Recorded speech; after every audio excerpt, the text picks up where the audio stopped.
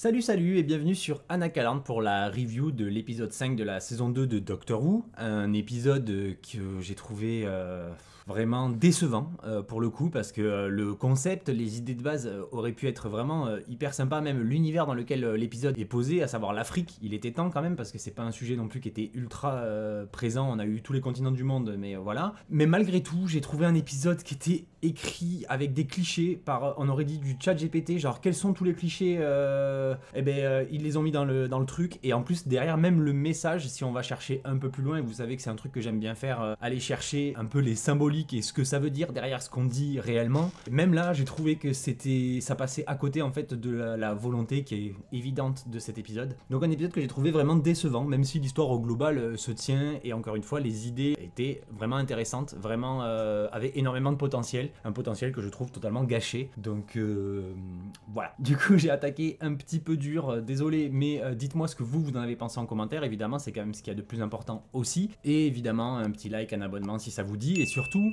pour ceux qui seront pas d'accord, s'il vous plaît, avant de m'insulter en commentaire ou quoi que ce soit, parce que évidemment, quand j'ai vu l'épisode, j'étais à la moitié de l'épisode, je savais que j'allais finir par me faire insulter. Donc déjà, si vous le faites quand même, tant pis, et puis même tant mieux, parce que ça aide au référencement. Mais surtout, essayez d'attendre un petit peu, écoutez un petit peu la vidéo, mes arguments. Je sais pas si je vais réussir à vous convaincre, probablement pas, mais ce que je peux vous proposer, si jamais vous avez ne serait-ce que envie d'en savoir plus par rapport à ce que j'ai pu ressentir en regardant cet épisode, écoutez la vidéo et retournez voir l'épisode, et peut-être que effectivement vous arriverez à voir ce que j'ai vu, parce qu'il y a des trucs que j'ai trouvé vraiment décevants. Vraiment, pour pas être méchant, décevant. Donc voilà, malgré tout, j'espère que cette vidéo vous plaira. Et sur ce, on est parti.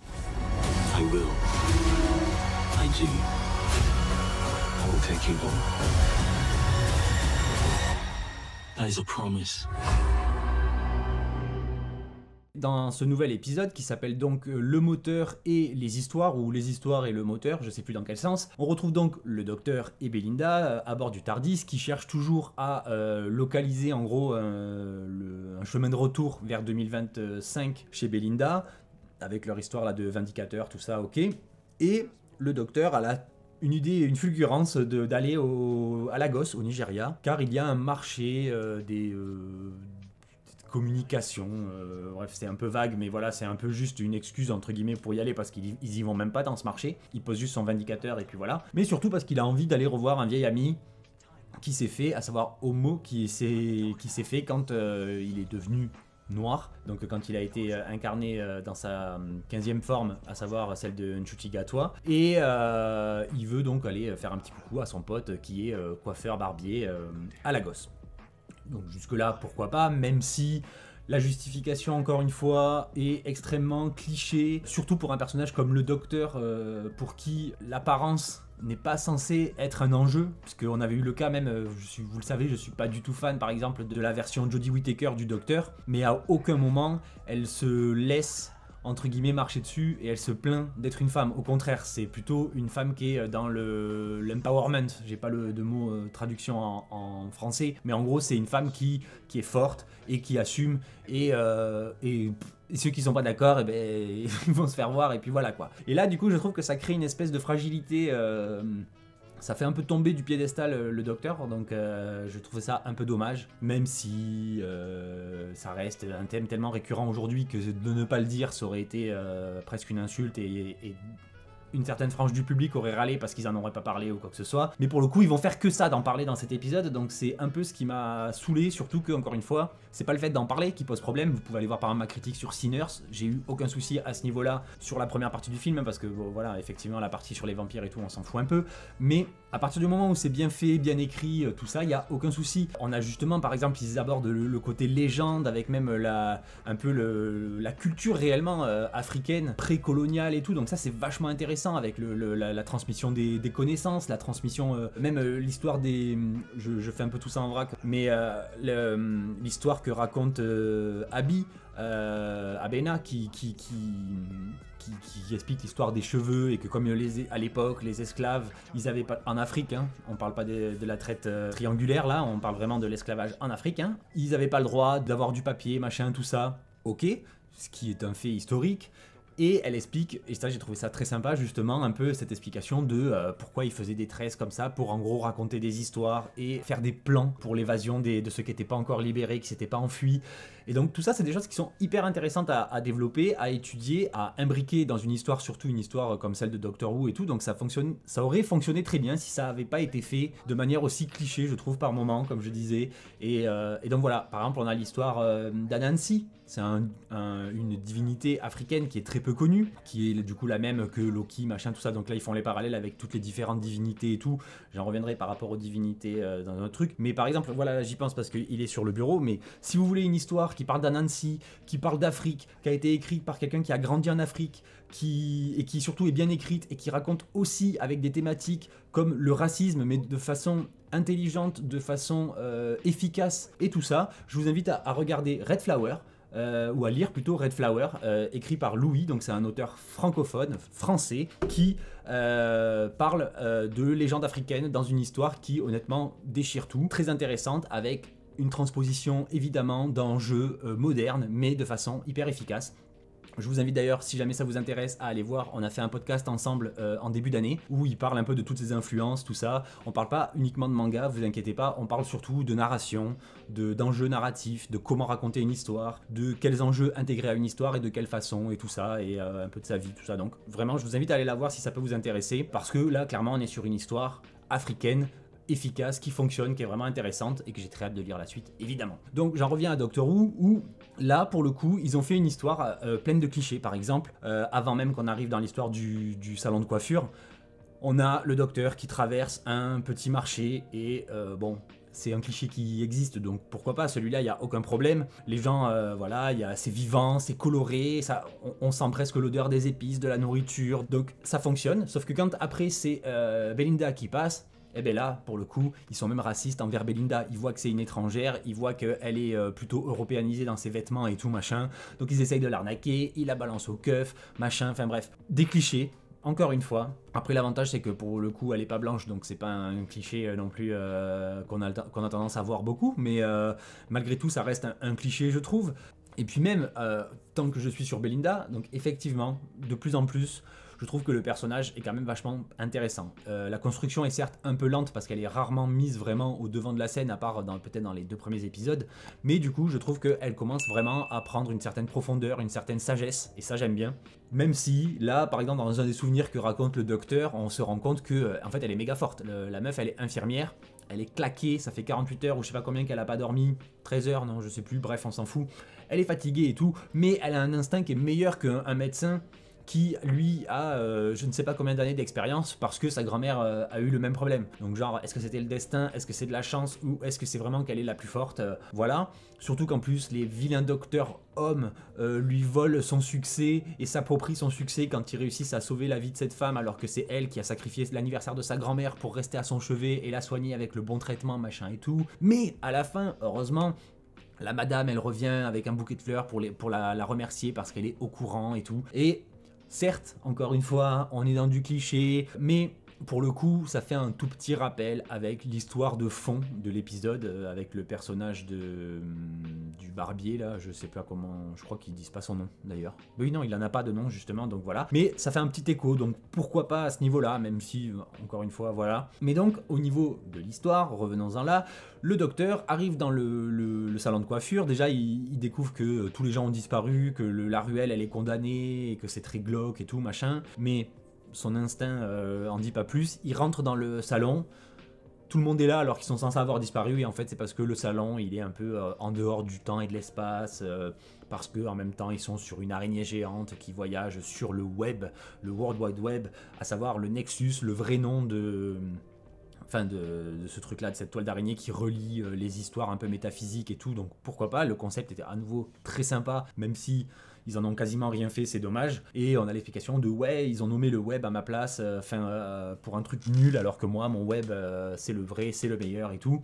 Pourquoi pas, ça fonctionne bien. Et donc on a ce personnage du barbier qui veut en gros qu'on lui raconte des histoires pour nourrir la machine, à savoir son araignée qui va voyager jusqu'au centre du web pour éliminer les dieux de la narration. À savoir donc, comme je disais, Anansi, Loki, quelques autres dont je me rappelle plus les noms, mais en gros voilà, on a un petit panel dans un peu toutes les cultures, les dieux de la narration. Dionysos justement.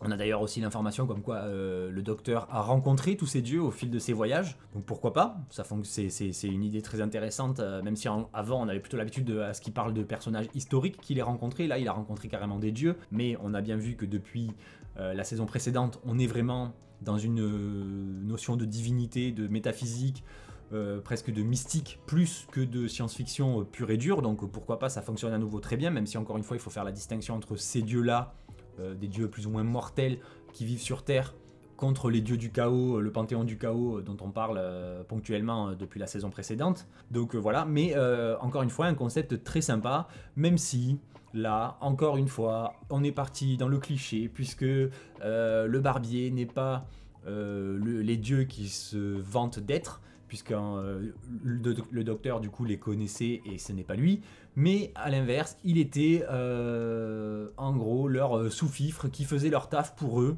qui récoltait les histoires pour eux, et donc ils ont bâti leur divinité, leur réputation, leur pouvoir sur son travail à lui, pauvre, je vais dire le mot parce que c'est clairement ce qu'on essaye de nous dire, pauvre esclave. Voilà, encore une fois, allez. Donc on a un personnage qui est frustré, et c'est normal, mais encore une fois, on nous insiste sur le fait que voilà, comme avec justement ce que disait Belinda juste avant, d'autres personnes puissantes, des puissants, des élites, appelez ça comme vous voulez, ont créé leur pouvoir, leur réputation, leur richesse, leur pouvoir politique, ce que vous voulez, ça peut être transposable n'importe où, sur le dos d'un pauvre petit mec qui faisait juste son travail du mieux qu'il pouvait, qui était passionné par sa vocation, et qui a été dépossédé de tout son travail, même quand il a voulu créer le web, justement, qui connectait un peu toutes les histoires de toutes ces cultures à travers le temps et l'espace. Encore une fois, un concept qui aurait été extraordinaire à étudier, surtout dans Doctor Who, qui pourrait même être réemployé plus tard, surtout que maintenant que l'araignée elle a dégagé, il y a moyen de faire un truc vraiment ouf avec ça. Mais là, en fait, ça sert juste de justificatif à l'œuvre de toute sa vie qu'on lui a volée, ensuite on l'a viré comme un malpropre, et voilà, il est énervé et il veut se venger. On a même la phrase du reste à ta place que l'autre il sort justement quand il se rebelle un petit peu par rapport au dieu pour qui il a bossé. Enfin, bref, on a que des clichés et je trouve ça décevant. Au lieu d'avoir quelqu'un qui se serait dépassé ou justement un dieu qui aurait été évincé par un autre, ou non, on a un gars qui était humain et qui a été exploité pour la richesse de personnes qui se sont placées au-dessus de lui. Voilà, ok, super. Et le pire, je vais aller directement carrément à la fin, mais le pire au niveau de ce personnage, c'est que même ensuite, quand le docteur réussit à lui faire prendre conscience en gros qu'il fait n'importe quoi, à la toute fin, quand il lui conseille de trouver sa propre vie et d'exprimer son propre talent, machin et tout, il lui dit pas deviens cinéaste, deviens auteur, deviens conteur, j'en sais rien, raconte les histoires qu'on t'a racontées au fil des siècles, bref, fais quelque chose pour devenir justement une personne respectée, respectable, qui va faire rayonner ces histoires qui ont peut-être été oubliées. J'en sais rien, créer une chaîne YouTube où tu racontes des histoires, storytelling, non, il lui dit, deviens coiffeur, écoute les histoires des autres, continue à être seulement passif, à juste recevoir les histoires des autres, au lieu de toi être créatif, ou même sans être créatif, juste raconte les histoires qu'on t'a racontées, transmets, fais quelque chose de productif. Non, va couper des cheveux, voilà. Et là, que personne me... Enfin, dites-moi que c'est pas un espèce de cliché néo-colonialiste, néo-raciste à la con. Honnêtement, je vous comprendrai pas. On est encore une fois dans le... Bichette va passer le balai, quoi. Non, vas-y. Prends tout ce que tu as appris en des siècles, prends toute cette colère, toute cette rage, toute cette énergie, et fais-en un truc. Fais des films, fais des vidéos YouTube, écris un blog, raconte des histoires, écris des bouquins, travaille à la radio, j'en sais rien, fais un truc. Non, va couper des cheveux et écoute les histoires des autres. Super le message, j'adore. Donc je trouve ça vraiment bidon. Et en plus, à ce niveau-là, on peut même faire le lien avec la leçon attention, la leçon de vie que va faire Belinda à une déesse, j'en reviens juste après par rapport à l'histoire de la déesse parce que j'ai trouvé que c'était un personnage malgré tout intéressant, elle explique que en gros, les gens blessés, qui ont été blessés, blessent les gens aujourd'hui. Ok, gros scoop, attention, appelez le New York Times là parce qu'on a eu un scoop interplanétaire, personne n'était au courant, c'est juste le langage des gauchias extrêmes qu'on a aujourd'hui, c'est ah mais c'est pas leur faute, c'est parce qu'on a été méchant avec eux. Ok, ça revient, encore une fois je vais faire une petite parenthèse perso parce que ça m'a saoulé aussi début de semaine là par rapport à The Last of Us, on me dit que c'est pas normal parce que j'ai un drapeau LGBT, je sais, ce drapeau il rend fou tout le monde, à chaque fois j'ai des commentaires, soit parce que j'ai un drapeau LGBT, on va pas m'écouter parce que je suis un woke, soit au contraire c'est pas normal que j'ai un drapeau LGBT parce que je suis un fasciste, un machin, donc juste essayez de vous mettre d'accord ou regardez plus d'une vidéo et vous peut-être vous ferez un avis. Après oui, je suis un humain avec des réflexions et des sensibilités complexes, donc c'est pas parce que j'ai un drapeau derrière moi dans mon décor que vous allez pouvoir me mettre dans une case, surtout que je déteste les cases, encore une fois, j'en ai déjà parlé plusieurs fois en vidéo. Excusez-moi, je m'énerve, mais parce que cet épisode il m'a saoulé en fait. Et pas parce que l'épisode est pas bien, encore une fois, même s'il l'est pas vraiment, mais il y a tellement de trucs que j'ai trouvé bidon. Et donc, on me dit, c'est pas normal que t'aies un drapeau LGBT et que tu râles et que tu dises que l'homophobie, nanani, nanana. Non, rien à voir. Dans la vidéo, j'explique que c'est pas normal qu'il y ait encore des bouffons qui soient homophobes alors qu'on est dans l'apocalypse et que ça se trouve dans 3 jours on sera mort. Donc qu'est-ce qu'on s'en fout de avec qui on couche quoi. C'était ça mon propos. Et donc là, c'est encore une fois, on essaye de me mettre dans une étiquette, dans une case et de me dire que je suis pas suffisamment militant ou que sais-je par rapport à la case dans laquelle je suis censé être. Et donc le lien par rapport à ce que je disais sur le fait que c'est pas leur faute, on a été méchant avec eux, c'est que cette personne, quand je lui ai répondu que faire du pathos sur l'homophobie, sur le racisme et tout, c'était pas la solution parce qu'au contraire ça attirait plus les reproches que les pensées, on va dire les notions positives, même chez les adversaires entre guillemets. Et elle m'a répondu oui c'est parce que t'es un privilégié et que t'as... Non, ta gueule. Honnêtement, je m'en suis pris plein la tête même avant de moi-même me rendre compte qu'il y avait une sensibilité un peu différente de la norme. J'avais les cheveux longs déjà, comme vous pouvez le voir à l'époque. Je suis passé par plein de têtes, mais à l'époque, quand j'étais ado, j'avais les cheveux longs et rien que pour ça, je me prenais des insultes homophobes dans la gueule toute la journée. Et c'est pas pour ça que j'allais pleurer. Au contraire, j'ai laissé pousser mes cheveux encore plus longs. Et quand on m'insultait, je disais, ben oui, ok, si tu veux, gros bouffon, va mourir, tu vois. Donc au bout d'un moment, il faut arrêter d'être dans le pathos et juste montrer du positif et arrêter surtout de vouloir garder les gens la tête sous l'eau juste parce que ça nourrit un narratif. Voilà, bref. Excusez-moi pour la parenthèse, ça m'a gavé. Donc voilà. Mais donc, encore une fois, comme je disais, on a un message de « Ah, c'est pas leur faute, on a été méchant avec lui, donc il va être méchant avec lui. » Et tout ça pour dire que, voilà, on a été méchant avec moi et c'est pas pour ça que j'ai été méchant. Il y a plein de gens qui subissent des dingueries, que ce soit du racisme, justement, que ce soit du sexisme, que ce soit machin. Et encore heureux, on n'est pas dans un monde où tout le monde est un FDP. Voilà. Sinon... c'est bon, on arrête, on reset là, je veux le flux et c'est bon, on reset le temps et l'espace parce que si c'est juste « Ah, on a été méchant avec lui, donc il est méchant, mais c'est pas sa faute, donc on le pardonne », ben non, sinon ça veut dire que tout le monde est l'enfoiré de quelqu'un, donc ça ne fonctionne pas, il faut arrêter au bout d'un moment. Bref, ça m'a saoulé. Voilà, parce que justement, dans le même état d'esprit, on a le personnage de Homo qui est censé être quelqu'un que le docteur apprécie énormément et qui apprécie énormément le docteur puisqu'il lui a sauvé la vie quand il était enfant, etc. Donc il y a un lien fort entre ces personnages et dès le début on se rend compte que Homo en gros il dit « Vous inquiétez pas, le docteur va venir nous sauver ». Donc encore une fois il y a aussi ce truc de on n'essaye pas de se sauver soi-même, on attend que quelqu'un vienne le faire à notre place, super. Mais surtout on a une trahison. Qui en plus n'est même pas le docteur il s'énerve 5 minutes puis après une fois que tout le monde est sauvé genre je te pardonne. Donc même le docteur il est au-dessus de tout ça, il est du voilà, mais bon ça encore ça reste le docteur donc ça change pas vraiment à ce niveau là. Mais là on a le personnage de Homo du coup qui trahit le docteur qui est censé être quelqu'un de sa famille, comme il dit quelqu'un de sa tribu ou de sa communauté, je sais plus quel mot il emploie exactement, mais il est prêt à le trahir pour pouvoir se libérer lui et ses quelques clients du salon de coiffure en sacrifiant du coup quelqu'un de sa famille. C'est quoi ça? C'est quoi, encore une fois, pourquoi... Enfin, voilà, ça, bref. Donc, effectivement, si on regarde juste l'épisode comme ça, les messages sont cool, ils sont progressistes, ils sont intéressants. En plus, comme je l'ai dit, on est à Lagos, au Nigeria, dans une culture qui est très peu, ou je sais même pas, je me rappelle même pas si on a réellement eu des épisodes comme ça, dans une culture africaine, même encore plus lointaine, ça aurait été même encore mieux, je pense, dans Doctor Who, mais... On est dépaysé, ça change. En plus, évidemment, ça colle par rapport au casting. Il me semble que justement, Nchuti Gatwa, je crois qu'il est d'origine nigériane, il me semble justement. Donc, il y avait peut-être aussi cette volonté de montrer un peu sa culture, ses origines entre guillemets, et de mettre en avant quelque chose qui est pas souvent mis, parce que l'Europe, l'Asie, l'Amérique, machin, ça, on en a bouffé des millions de fois dans Doctor Who. Donc là, c'était hyper intéressant de changer. Sauf qu'encore une fois, on fait ça. On a vraiment l'impression que ça a été écrit par un blanc qui est jamais sorti de chez lui en fait. Et je dis blanc dans le sens, hein, vous avez très bien compris. Hein. Mais non, personne n'a vu que derrière, il y avait que des messages en fait qui en surface semblaient intéressants, mais que derrière, ça montre juste des trucs bidons et clichés. Et ça, j'ai trouvé ça vraiment énervant en fait. Voilà, ça m'a saoulé. Parce que là, pour le coup, je le sais très bien, il y en a qui vont regarder la vidéo et qui vont dire que nanani, ah le gars c'est un droitard, facho, j'en sais rien et tout, alors que pas du tout, puisque dans la vidéo de la semaine dernière, il y a 3 semaines, un mois, je sais plus quand elle est sortie sur Sinners, on m'a traité à l'inverse de wokiste, nanani, nanana. Donc juste parce que dans un, c'était bien fait, c'était cohérent entre guillemets avec la réalité historique, avec la narration, avec l'ambiance et tout ça, et que là, on nous fait des trucs clichés qui auraient pu être écrits par un mec de 6ème à qui on a dit raconte une histoire antiraciste. Ok, d'accord, merci. Voilà, donc c'est pas une question, encore une fois, de tout ça. C'est une question de juste qualité d'écriture.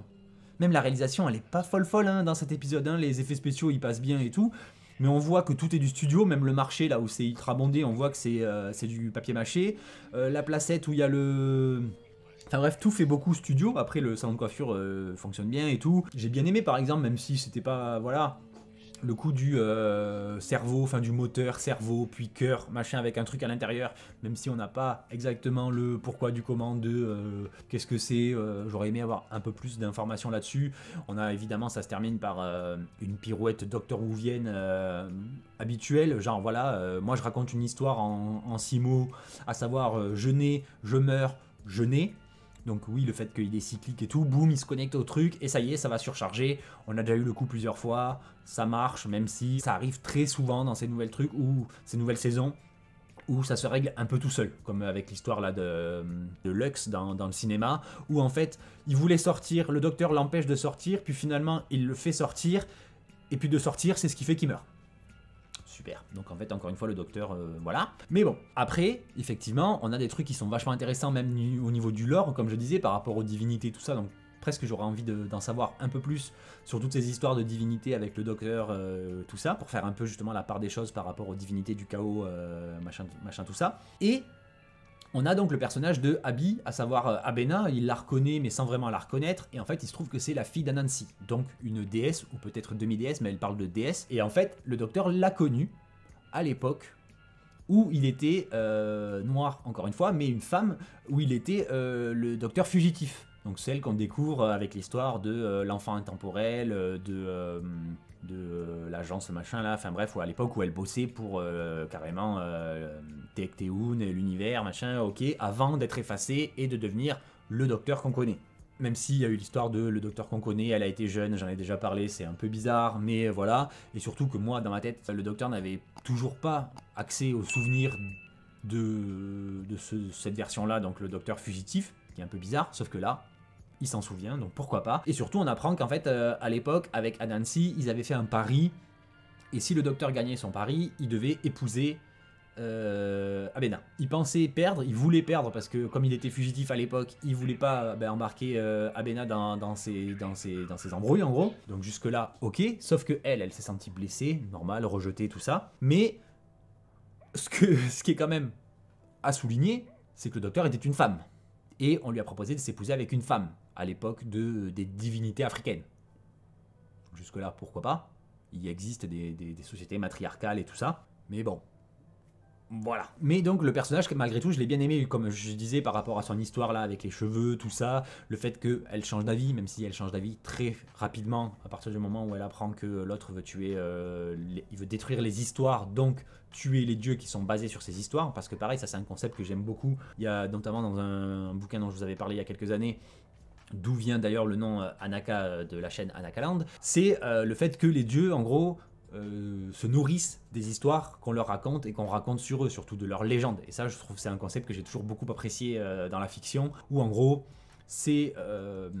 on a aussi une série qui était très sympa, qui s'appelait Gods of America, je crois, ou un truc comme ça. Je sais plus, qui était très sympa, où justement c'était ça en fait, c'était les dieux, quand en gros on les vénère et tout ça, et qu'on raconte des histoires sur eux, qu'on croit en eux, ils sont puissants, puis dès que les gens arrêtent de croire, dès qu'une religion entre guillemets disparaît, ben, le dieu perd ses pouvoirs, et à l'inverse, de nouvelles croyances apparaissent, et de nouvelles divinités apparaissent. Donc encore une fois, un concept que j'apprécie beaucoup, donc là ça fonctionnait plutôt pas mal, même si...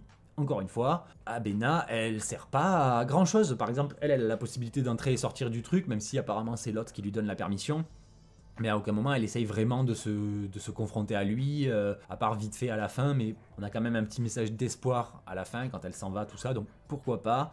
Même si, voilà, je le redis, je pense que je vais m'arrêter là parce que au final j'ai fait passer plus de temps à m'énerver qu'à parler de l'épisode, mais je trouve que voilà, l'histoire était pleine de clichés, encore une fois, et que ça gâche le potentiel extraordinaire qu'aurait pu avoir un épisode comme ça. Raconter des histoires sur... Enfin, une histoire, un épisode sur les légendes africaines, sur cette culture, justement, sans avoir besoin de toujours tout ramener au colonialisme, au racisme, au machin. Au contraire, ils sont pas là, vous êtes entre vous, vous êtes chez vous, donc racontez vos histoires à vous, et montrez-nous à quel point votre culture, elle pèse dans le game. Ça pareil, c'est un truc aussi qui est trop insupportable. On n'arrête pas de vouloir nous faire du forcing sur des histoires, par exemple Harry Potter.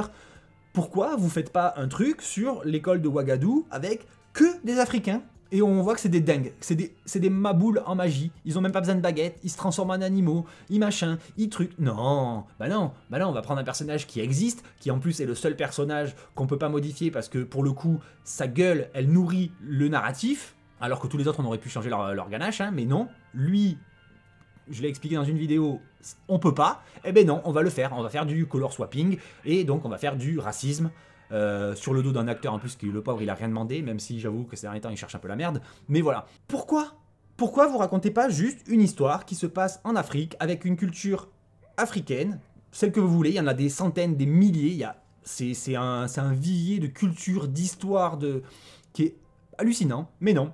On a toujours besoin de faire ça par rapport à un regard de colonisateur occidental blanc, de ouin-ouin et tout, alors qu'en vérité, il y avait 1 milliard d'histoires à raconter. Donc voilà. C'est... Pour le coup, ça faisait plusieurs épisodes que je défendais la nouvelle saison en mode il fait des efforts, il essaye d'être un peu moins dans le forcing woke et tout ça, machin, tout ça. Et ben voilà. Là, franchement, il m'a perdu.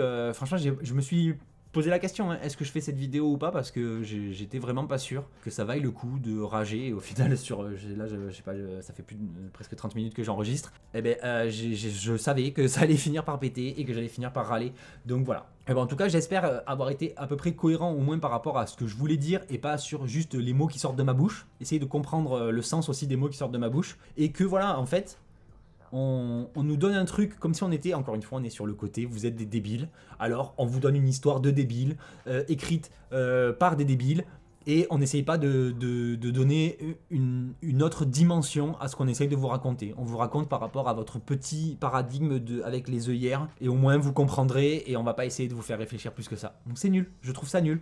Pareil, les histoires, le côté, les histoires, Anansi, Loki, machin et tout, pourquoi ça n'a pas été plus exploité? Non, il suffit de raconter une histoire, et puis boum, le vaisseau il part, et puis voilà, et puis le docteur il fait tout exploser, super, ok. Bref, voilà, déçu, donc désolé, je me suis un peu énervé, mais bon, j'espère malgré tout que la vidéo vous aura plu. N'hésitez pas, je vous le redis, à me dire ce que vous en avez pensé en commentaire, parce que peut-être qu'effectivement, j'ai trop vu ces choses-là qui m'ont trop sauté aux yeux et que ça m'a gâché le plaisir, hein. Peut-être que l'épisode était fantastique, qui sait. Essayez de rester poli, s'il vous plaît. La semaine prochaine, je sais pas trop quand elle sortira la vidéo parce que je serai à Lyon pour la Japan Touch. Donc j'essaierai de vous faire quand même la vidéo sur place, mais voilà, je vous promets rien quant à l'heure de sortie. Mais encore une fois, merci d'être resté jusqu'au bout, et puis sur ce, je vous dis à très vite sur Anakaland. Bye.